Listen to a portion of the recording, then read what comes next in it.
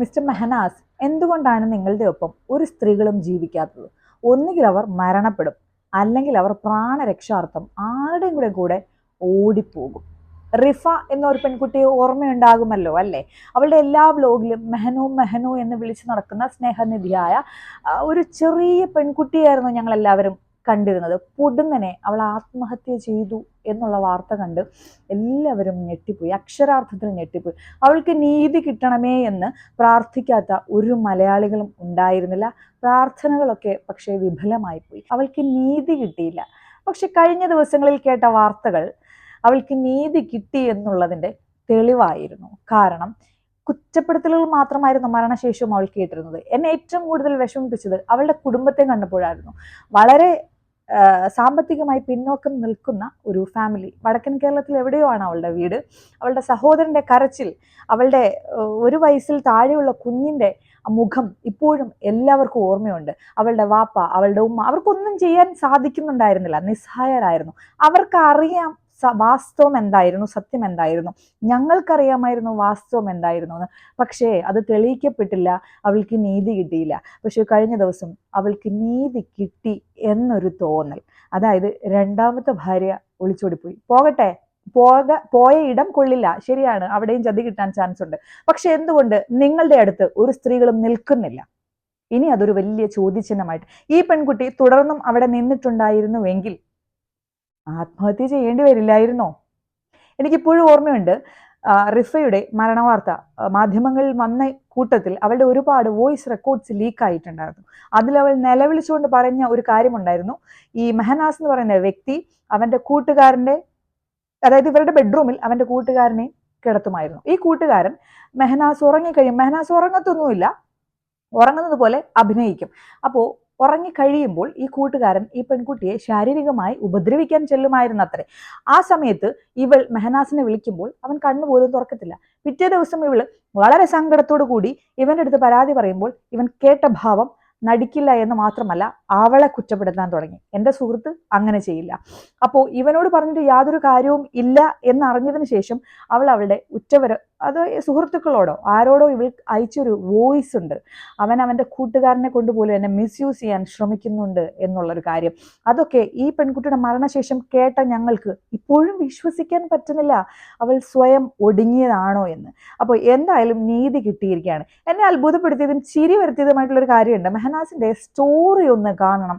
എൻ്റെ ദൈവമേ, അന്ന് മെഹനാസ് ഒരു ലൈവ് ഇട്ടിട്ടുണ്ടായിരുന്നു. റിഫ സൂയിസൈഡ് ചെയ്ത് മിനിറ്റുകൾക്കകം ദുബായ് പോലീസ് അവിടെ വന്ന് ഇൻക്വസ്റ്റും മറ്റു കാര്യങ്ങളും ചെയ്യുന്നതിൻ്റെ ഇടയ്ക്ക് ഒരു ലൈവ് ഇട്ട് ഭയങ്കര നിലവിളിയായിരുന്നു. നിമിഷങ്ങൾക്കുള്ളിൽ ലൈവ് കട്ടാവുകയും ചെയ്തു. അപ്പോൾ കഴിഞ്ഞ ദിവസം രണ്ടാമത്തെ ഭാര്യ ഒളിച്ചോടിപ്പോയ സമയത്ത് എന്തുകൊണ്ട് അങ്ങനെ ഒരു ലൈവ് ഇട്ടില്ല? അപ്പോൾ പ്രഹസനങ്ങൾ എല്ലായ്പ്പോഴും ചെയ്യാൻ പറ്റില്ല അല്ലേ? അതായത് ആദ്യ ഭാര്യയെ എങ്ങനെയെങ്കിലും ഒഴിവാക്കണം എന്നുള്ളൊരു ചിന്തയുണ്ടായിരുന്നുള്ളൂ. ഒരിക്കലും അവളോട് സ്നേഹം തോന്നിയിരുന്നില്ല. അവൾ ആത്മഹത്യ ചെയ്തു, ആത്മഹത്യയെന്നേ പറയാവൂ കേട്ടോ, അങ്ങനെ അല്ലാതൊക്കെ നമ്മൾ പറഞ്ഞു കഴിഞ്ഞാൽ വലിയ തെറ്റായിപ്പോവും. അപ്പോൾ അവൾ ആത്മഹത്യ ചെയ്തതിന് ശേഷം 1 വർഷം ആവുന്നതിന് മുന്നേ അതിലും ചെറിയൊരു പെൺകുട്ടിയെ വിവാഹം കഴിക്കുന്നു. വളരെ റൊമാൻറ്റിക് സീനുകൾ ഇങ്ങനെ ഷോർട്ട് വീഡിയോസ് ആയിട്ട് അപ്ലോഡ് ചെയ്യുന്നു, അവളെ ഒരുക്കുന്നു, അവൾക്ക് വേണ്ടി ഫോട്ടോഷൂട്ട് ഒക്കെ ഇവൻ ചെയ്യുന്നു. അതായത് രണ്ടാമത്തെ ആ ഒരു ബന്ധത്തിൽ എല്ലാവരെയും കാണിക്കണം, ഞാൻ ഭയങ്കര ഹാപ്പിയാണ്, ഞാൻ പെർഫെക്റ്റ് പുരുഷനാണ്, അതായത് പെർഫെക്റ്റ് ഒരു ഭർത്താവാണ്, കുലപുരുഷനാണ് എന്ന് എല്ലാവരെയും തെറ്റിദ്ധരിപ്പിക്കാൻ വേണ്ടിയിട്ട് ഈ പെൺകുട്ടിയുമായിട്ടുള്ള ഒരുപാട് വീഡിയോസ് നമ്മളൊക്കെ കണ്ടിട്ടുണ്ട്. എനിക്ക് അപ്പോഴൊക്കെ അത്ഭുതമായിരുന്നു, എങ്ങനെയാണ് അതായത് ആത്മഹത്യയാണ് ചെയ്തതെന്ന് പറഞ്ഞ് പൊട്ടിക്കരഞ്ഞൊരു ഭർത്താവാണോ ഈ കാണിക്കുന്നത്? തൻ്റെ 6 മാസം പ്രായമുള്ള ആദ്യ ഭാര്യയിൽ ജനിച്ച മകനെ പോലും തിരിഞ്ഞു നോക്കാത്ത ഒരുത്തന് പെട്ടെന്നൊരു പെൺകുഞ്ഞുണ്ടാവുന്നു, അതിനെ സ്നേഹിക്കുന്നു, ഇവരെ കൊണ്ട് പുറത്തു പോകുന്നു. ഇതാ പൊടുന്നനെ അടുത്ത വാർത്ത, ഭാര്യ ഒളിച്ചോടിപ്പോയി. അപ്പോൾ പുള്ളിയുടെ സ്റ്റോറി ഒന്ന് കാണണമായിരുന്നു. കഴിഞ്ഞ ദിവസം ഇന്നലെ ഇട്ട സ്റ്റോറി എൻ്റെ മയ്യത്ത് ഇങ്ങനെ ആയിരിക്കുമെന്നൊക്കെ. മെഹനാസ്, നിങ്ങൾക്ക് മറ്റൊരു മയ്യത്ത് ഓർമ്മയുണ്ടോ? റിഫ എന്ന് പറയുന്ന പെൺകുട്ടി, അതായത് 20-21 വയസ്സ് മാത്രം പ്രായമുള്ള ചെറിയ പെൺകുട്ടി, അവൾക്ക് ജീവിക്കാൻ ഒരുപാട് ആഗ്രഹമായിരുന്നു. അതീവ ദാരിദ്ര്യത്തിൽ പോയിരുന്ന ആ കുടുംബം ഈ പെൺകുട്ടിയെ ദുബായിൽ കൊണ്ട് എത്തിക്കാൻ, അല്ലെങ്കിൽ മെഹനാസ് എന്ന് പറയുന്ന വ്യക്തിയെ ദുബായിൽ എത്തിക്കാൻ വേണ്ടി കിടപ്പാടം വരെ പണയം വെച്ച് 2 പേരെയും ദുബായിൽ എത്തിച്ചു. വീട്ടുകാർ പ്രതീക്ഷയോടെ കാത്തിരുന്നു. പക്ഷെ അവർക്ക് കിട്ടിയതെന്താ? നിശ്ചലമായ ഒരു ശരീരം. എന്തായിരുന്നു പേരിട്ടിരുന്നത്? ആത്മഹത്യ.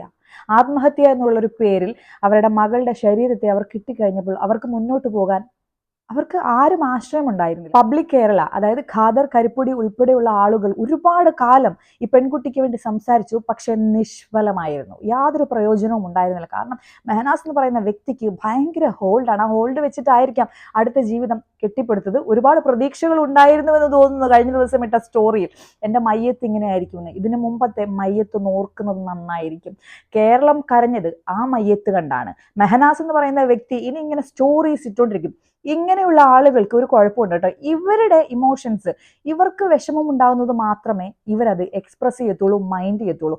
കൂടെ താമസിക്കുന്ന പാർട്ട്നേഴ്സിനെ ഇവർ മാനസികമായും ശാരീരികമായും ഉപദ്രവിച്ച് ആത്മഹത്യാ പ്രേരണകൾ ഉണ്ടാക്കി, അല്ലെങ്കിൽ മോശമായിട്ടുള്ള ദുരനുഭവങ്ങൾ കൊടുത്ത് ഈ പെൺകുട്ടികളെ മറ്റാരുടെങ്കിലും കൂടെ ഒളിച്ചോടാൻ പാകത്തിന് കൊണ്ടെത്തിക്കുന്ന ഒരു ടൈപ്പ് ഓഫ് ആളുകൾ.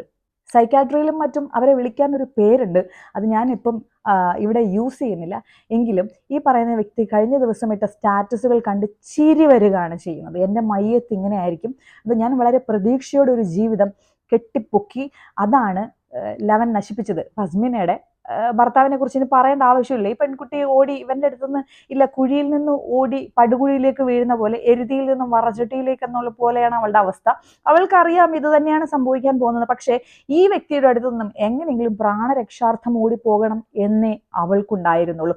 ഇതെങ്ങനെയൊക്കെ നമ്മൾ ചിന്തിച്ചാലും പറഞ്ഞാലും റിഫ എന്ന് പറയുന്ന പെൺകുട്ടിക്ക് നീതി കിട്ടിയിരിക്കുന്നു. ലോകം തിരിച്ചറിയണം, റിഫയുടെ ഹസ്ബൻഡ് ആയിരുന്ന മെഹനാസിനൊപ്പം പെൺകുട്ടികൾക്ക് ജീവിക്കാൻ സാധിക്കില്ല എന്നുള്ളൊരു കാര്യം വ്യക്തമായും ഇനിയെങ്കിലും മനസ്സിലാക്കണം. സ്വന്തം മുഖം രക്ഷിക്കാൻ വേണ്ടിയിട്ട് ഈ തരത്തിലുള്ള ആളുകൾ ഇങ്ങനെ സ്റ്റോറീസ് അപ്ലോഡ് ചെയ്തുകൊണ്ടിരിക്കും.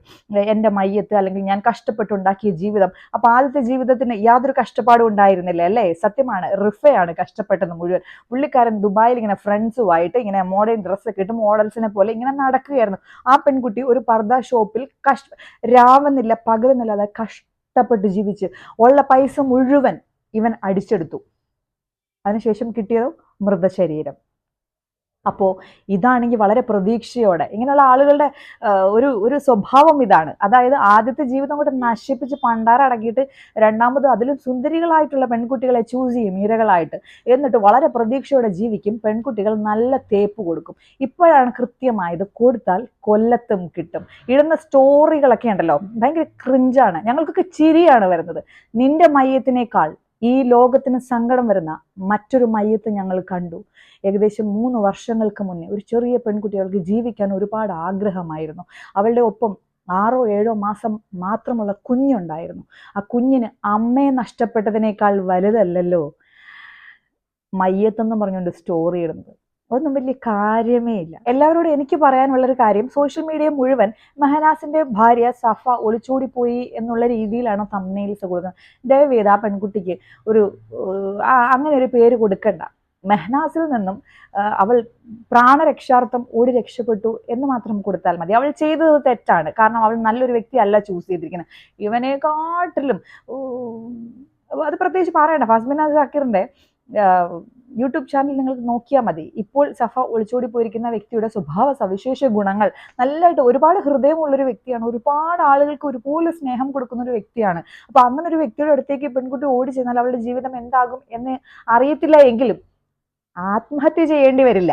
മനസ്സിലായില്ലേ? അങ്ങനെയാണ് എനിക്ക് തോന്നുന്നത്. കാരണം മറ്റേ വ്യക്തി എന്ന് പറഞ്ഞാൽ തലയ്ക്ക് ഭാരമായിട്ട് തോന്നുമ്പോൾ അങ്ങ് ഒഴിവാക്കത്തതേ ഉള്ളൂ. അപ്പൊ ആത്മഹത്യ ചെയ്യേണ്ട സാഹചര്യം ആ പെൺകുട്ടിക്ക് ഉണ്ടാവില്ല എന്നുള്ളൊരു കാര്യം ഉറപ്പാണ്. അപ്പോ റിഫയ്ക്ക് നീതി കിട്ടിയിരിക്കുന്നു, അവളുടെ കുടുംബാംഗങ്ങൾക്ക് നീതി കിട്ടിയിരിക്കുന്നു. ആ സഹോദരന്റെ കണ്ണുനീരൊക്കെ എനിക്ക് ഇപ്പോഴും ഓർമ്മയുണ്ട്. അവർക്ക് മുന്നോട്ട് പോകാനൊന്നും പറ്റില്ല. അതായത് നീതി കിട്ടാത്ത സാഹചര്യത്തിൽ വേണമെങ്കിൽ ഒരുപാട് പാതകൾ അവർക്ക് സ്വീകരിക്കാം. പക്ഷെ അതിലേക്കൊന്നും കടക്കാനുള്ള സാമ്പത്തിക ഭദ്രതയില്ലാത്തൊരു കുടുംബമാണ്. എന്നെ അത്ഭുതപ്പെടുത്തിയ ഒരു കാര്യം, ആ സഹോദരൻ ദുബായിൽ തന്നെ ഉണ്ടായിരുന്നു. എന്നിട്ടും നിസ്സഹായനായി നിൽക്കാനേ അദ്ദേഹത്തിന് പറ്റിയുള്ളൂ. നിസ്സഹായതയൊക്കെ അന്നത്തെ ആ വീഡിയോകളിൽ നമ്മൾ കണ്ടതാണ്. നേരത്തെ പറഞ്ഞ പോലെ ഖാദർ കരിപ്പൊടിയുടെ വീഡിയോകളിൽ ഒരുപാട് കണ്ടതാണ്. എനിക്ക് തോന്നുന്നു മലയാളിക്കാരെ മുഴുവൻ വളരെ സങ്കടത്തോടു കൂടി കേട്ട ഒരു വാർത്തയായിരുന്നു റിഫ എന്ന് പറയുന്ന പെൺകുട്ടിയുടെ ആത്മഹത്യ എന്ന പേരിൽ പ്രചരിച്ച ആ വാർത്ത ശരിയായിരുന്നു, മരണപ്പെട്ടു. പക്ഷെ ആത്മഹത്യ എന്നുള്ളത് ശരിയാണോ എന്നുള്ളൊരു കാര്യം വീണ്ടും ചിന്തിക്കേണ്ടിയിരിക്കുന്നു. ഒരു പെൺകുട്ടി മരണപ്പെട്ടു, 6 മാസമുള്ള ഒരു കുഞ്ഞിന് അവന്റെ അമ്മയെ നഷ്ടപ്പെട്ടു. ഇതൊന്നും അല്ല ഇവിടെ മെഹനാസിന്റെ വിഷയം. മെഹനാസിന്റെ മയ്യത്താണ് മെഹനാസിന്റെ വിഷയം. മെഹനാസിന്റെ മയ്യത്തുകൊണ്ട് പ്രത്യേകിച്ച് ഗുണങ്ങളുണ്ടോ എന്നൊന്നും എനിക്ക് അറിയത്തില്ല. പക്ഷെ പെൺകുട്ടികളാലും ഇനി ആ ഒരു വലയിൽ പോയി വീഴാതെ ഇരിക്കുക. ഇങ്ങനെയുള്ള ആളുകൾ പ്രേമിക്കുന്ന സമയത്ത് നിങ്ങളെ ഭയങ്കരമായി കെയറിങ് ഏട്ടായിമാരായിരിക്കും. വലയിൽ വീണ് കഴിയുമ്പോഴായിരിക്കും സത്യം മനസ്സിലാകുന്നത്. എനിക്ക് തോന്നുന്നു രണ്ടാമത്തെ ഭാര്യയായ സഫ അവരുടെ പ്രഗ്നൻസിയുടെ ഫസ്റ്റ് മന്തോ മറ്റോ സെപ്പറേറ്റ് ആയി അവരുടെ വീട്ടിലേക്ക് തിരിച്ചു പോയിരുന്നു. അന്ന് ആ പെൺകുട്ടിയുടെ ഒരു വോയിസ് റെക്കോർഡ് ലീക്ക് ആയിട്ടുണ്ടായിരുന്നു. ഈ മെഹനാസ് എന്ന് പറയുന്ന വ്യക്തി ആ പെൺകുട്ടി ഒരുപാട് മർദ്ദിക്കുമായിരുന്നു എന്ന്. അപ്പം റിഫ എത്രത്തോളം അനുഭവിച്ചിട്ടുണ്ടാകും. അപ്പോൾ മറ്റൊരു കാര്യം ഓർക്കണം, മരിക്കുന്നത് വരെയും അവൾ മെഹനാസിന്റെ ഒപ്പം തന്നെയായിരുന്നു. ഇവനെ ഒന്ന് വേർപിരിയാൻ പറ്റാതെ അത്രയും സ്നേഹിക്കുന്ന ഒരു പെൺകുട്ടിയായിരുന്നു ഇത്. അവളുടെ മയ്യത്തിനേക്കാൾ വലുതല്ല ഇടുന്ന സ്റ്റോറിയും മറ്റു കാര്യങ്ങളും ഒന്നും. അപ്പോൾ സഫയ്ക്കുണ്ടായ ദുരനുഭവങ്ങൾ കാരണം അവൾ സെപ്പറേറ്റ് ആയി മാറി നിന്നിട്ടുണ്ട്. വീണ്ടും പോയി അവളെ വിളിച്ചു കൊണ്ടുവന്നു, അടുത്തൊരു കുഞ്ഞിനെ കൊടുത്തു. അവളും ഒളിച്ചോടിപ്പോയി. വീണ്ടും വീണ്ടും ചോദിക്കുകയാണ്, എന്താണ് മെഹനാസ് നിങ്ങളുടെ ഒപ്പം ഒരു സ്ത്രീകളും ജീവിക്കാത്തത്? ഒന്നുകിൽ മരണപ്പെടുന്നു, അല്ലെങ്കിൽ ചാടിപ്പോകുന്നു. എവിടെ ഒരു മിസ്റ്റേക്ക് ഉണ്ടല്ലോ, ആ മിസ്റ്റേക്ക് മറയ്ക്കാൻ വേണ്ടിയിട്ടല്ലേ സെന്റിമെന്റൽ ഇമോഷണൽ വർക്ക്ഔട്ട് ചെയ്യുന്ന ചുമ്മാതെ സ്റ്റാറ്റസും സ്റ്റോറിയൊക്കെ ഇട്ടിട്ടിട്ട് ഇങ്ങനെ മെനക്കെടുത്തിക്കുന്നത്? ആർക്കും പ്രത്യേകിച്ച് ഒന്നും തോന്നില്ല. അതാണ്, എല്ലാവർക്കും ഒറ്റ തോന്നലേ ഉള്ളൂ, കൊടുത്താൽ കൊല്ലത്തും കിട്ടും.